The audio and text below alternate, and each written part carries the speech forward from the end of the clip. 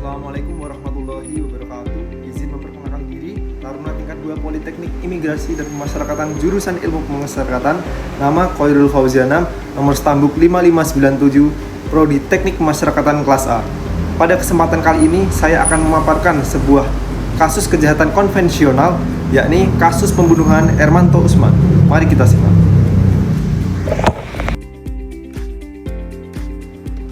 Baik, yang pertama saya akan memberikan gambaran umum mengenai kasus pembunuhan Ermanto Usman. Kasus pembunuhan Ermanto Usman merupakan salah satu kasus pembunuhan yang menyita perhatian publik pada tahun 2026. Ermanto Usman berusia 60 tahun. Beliau merupakan seorang pensiunan karyawan PT Jakarta International Container Terminal atau yang sering disingkat dengan JICT dan aktivis buruh pelabuhan. Beliau ditemukan tewas di rumahnya di perumahan Prima Lingkar Asri Jati Bening, Pondok Gede, Kota Bekasi, Jawa Barat pada tanggal 2 Maret 2026 dini hari. Sementara itu istrinya, Pasmilawati, berusia 60 tahun ditemukan dalam kondisi kritis akibat mengalami penganiayaan yang berat.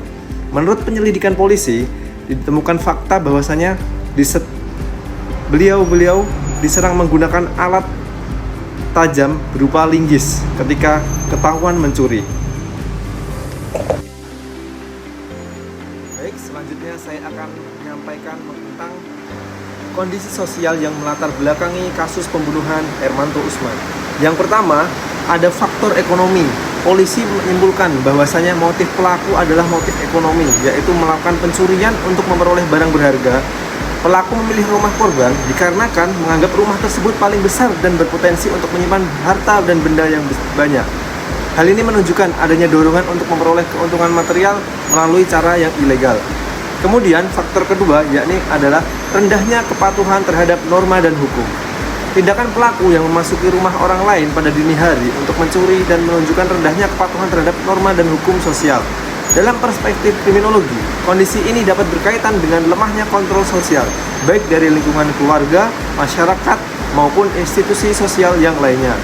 Kemudian yang ketiga, ada faktor adanya kesempatan untuk berbuat kejahatan. Jadi, selain faktor ekonomi, kasus pembunuhan. Kemudian yang ketiga, selain faktor ekonomi, kasus pembunuhan Ermanto Usman juga dipengaruhi oleh adanya kesempatan untuk melakukan kejahatan. Pelaku memilih rumah korban dikarenakan dianggap memiliki banyak barang berharga dan pelaku melakukan aksinya pada dini hari saat pengawasan lingkungan relatif rendah. Kondisi tersebut menciptakan peluang yang dianggap menguntungkan oleh pelaku untuk melakukan pencurian. Ketika aksinya diketahui korban, pelaku baru melakukan kekerasan yang berujung pada pembunuhan. Dengan demikian, adanya kesempatan untuk berbuat kejahatan ini terjadi sesuai dengan faktor-faktor lingkungan dan kondisi yang ada. Kemudian saya akan lanjut pada bagian analisis kasus menggunakan teori kriminologi. Teori yang pertama yang saya gunakan adalah strain theory. Strain theory sendiri, konsep utamanya dikembangkan oleh Robert Camerton. Teori ini menjelaskan bahwa kejahatan muncul ketika terdapat kesenjangan antara tujuan yang diinginkan masyarakat seperti kekayaan, status sosial, ataupun kesejahteraan dengan kemampuan atau kesempatan yang dimiliki seseorang untuk mencapainya melalui cara-cara yang sah. Ketika individu mengalami tekanan akibat keterbatasan ekonomi atau sosial, mereka dapat memilih cara-cara ilegal untuk mencapai tujuan tersebut. Penerapan pada kasus pembunuhan Ermanto Usman ini, motif utama pelaku adalah memperoleh harta benda korban melalui pencurian ataupun perampokan. Maka tindakan tersebut dapat dipahami sebagai bentuk adaptasi innovation menurut Robert Camerton. Dia mengejar ekonomi tapi menggunakan cara yang melanggar hukum karena tidak mampu atau tidak mencapainya. Lalu saya akan melanjutkan dengan membahas menggunakan analisis teori labeling. Teori labeling dikembangkan oleh Howard S. Baker. Teori ini berpendapat bahwa seseorang menjadi pelaku kejahatan bukan hanya karena tindakannya, tetapi juga karena proses pelabelan atau labeling oleh masyarakat. Ketika seseorang diberi cap sebagai penjahat atau preman, label tersebut dapat memengaruhi identitas dirinya sehingga mendorong perilaku menyimpang yang berulang. Pada kasus Ermanto Usman, teori labeling tidak secara langsung menjelaskan penyebab awal pembunuhan. Namun, teori ini dapat digunakan untuk memahami latar belakang sosial pelaku apabila pelaku sebelumnya pernah memiliki reputasi buruk atau pernah terlibat dalam tindak kriminal sehingga dikucilkan oleh lingkungan masyarakat. Selanjutnya, saya akan membahas menggunakan teori klasik. Teori klasik dipelopori oleh Jeremy Bentham. Teori ini berasumsi bahwa manusia adalah makhluk rasional yang memiliki kebebasan memilih. Seseorang melakukan kejahatan setelah mempertimbangkan keuntungan dan juga kerugian dari tindakannya. Menurut teori ini, pelaku melakukan kejahatan karena memperkirakan manfaat yang diperoleh lebih besar dibandingkan resiko hukuman yang akan diterima.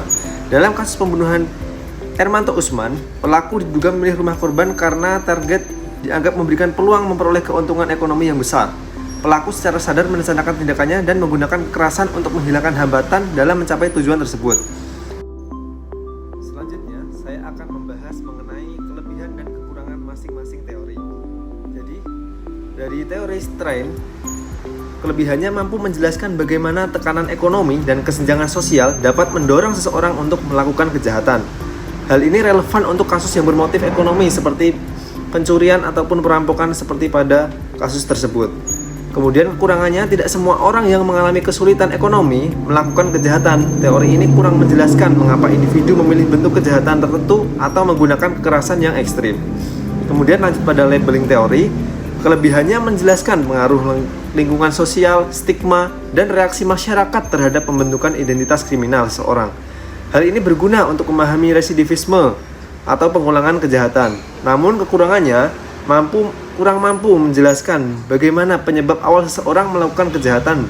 Dalam kasus Hermanto Usman, belum ada fakta yang menunjukkan bahwa pelaku adalah seorang residivisme yang terdorong oleh proses pelabelan sosial dari masyarakat. Lalu, mengenai kelebihan dan kekurangan dari teori klasik. Teori klasik menjelaskan kejahatan sebagai hasil dari pilihan rasional. Hal ini cocok untuk memahami tindak pidana yang direncanakan dan dilakukan dengan tujuan tertentu, seperti memperoleh keuntungan ekonomi, menjadi dasar penting dalam sistem hukum modern. Namun kekurangannya, teori ini mengabaikan faktor sosial, ekonomi, psikologis, dan lingkungan yang dapat memengaruhi keputusan seseorang. Teori ini mengasumsikan semua individu berpikir rasional sebelum melakukan kejahatan, padahal di balik itu masih banyak faktor-faktor yang lain. Selanjutnya, mengenai teori yang paling relevan berdasarkan kasus pembunuhan Hermanto Usman ialah penggunaan teori Strain. Teori Strain merupakan teori yang paling tepat karena terdapat indikasi kuat bahwa kejahatan dilakukan dengan motif ekonomi dan pencurian.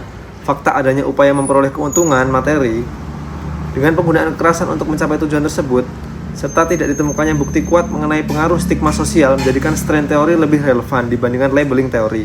Sementara itu, teori klasik hanya mampu menjelaskan proses pengambilan keputusan pelaku, bukan akar penyebab terjadinya kejahatan. Oleh karena itu, Strain teori merupakan teori yang paling mampu menjelaskan kasus ini secara menyeluruh berdasarkan fakta yang tersedia di lapangan. Baik, selanjutnya saya akan memberikan rekomendasi kebijakan untuk mencegah kejahatan konvensional seperti pembunuhan Hermanto Usman tersebut. Yang pertama, ada penguatan program cegah kejahatan berbasis kesejahteraan sosial. Karena faktor ekonomi menjadi pemicu utama, pemerintah perlu memperluas akses pelatihan kerja dan keterampilan bagi masyarakat berpenghasilan rendah, meningkatkan program padat kerja dan bantuan usaha mikro, serta memperkuat jaring pengamanan sosial bagi kelompok rentan, pengangguran, dan pekerja informal.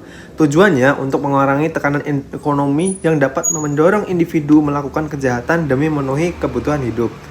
Kemudian yang kedua, penerapan community policing atau pemolisian masyarakat. Hal ini mampu meningkatkan patroli.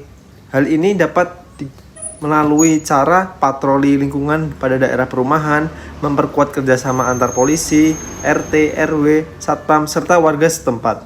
Dengan mengaktifkan kembali sistem ronda dan pelaporan cepat terhadap hal yang mencurigakan. Tujuannya untuk meningkatkan pengawasan sosial dan memperkecil peluang kejahatan. Kemudian ada peningkatan keamanan pada lingkungan pemukiman melalui pemasangan CCTV pada titik-titik masuk dan keluar perumahan.